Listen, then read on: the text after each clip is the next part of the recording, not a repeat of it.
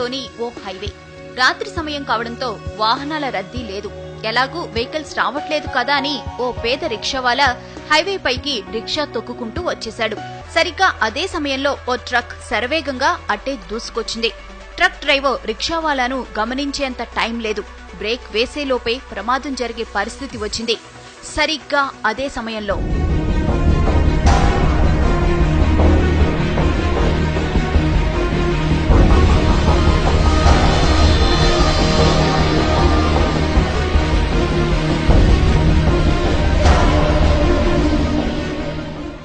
ఇది జరిగిన ఘటన.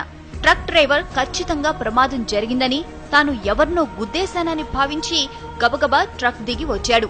అటు ఇటు అంతా చూశాడు. ఎక్కడా ఏమీ లేదు. ప్రమాదం జరిగిన ఆనవాళ్లు లేవు. అసలక్కడ ప్రమాదం జరిగితే కదా.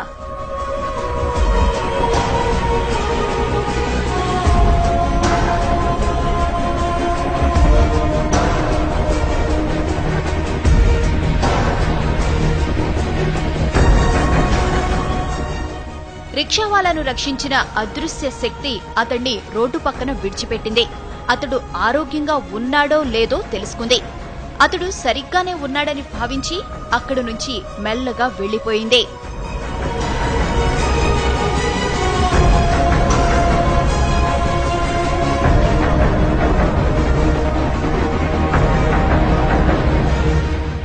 ఇంతకీ ఆమె ఎవరు?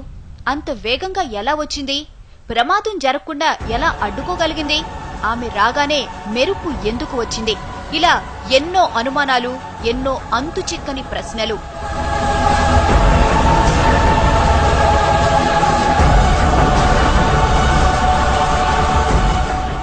అంత వేగంగా మెరుపులా వచ్చింది కాబట్టి ఆమె ఖచ్చితంగా గ్రహాంతర వాసేనంటున్నారు కొందరు. గ్రహాంతర వాసే అయితే ప్రమాదం జరుగుతుందని ముందే ఎలా ఊహించిందని ప్రశ్నిస్తున్నారు ఇంకొందరు.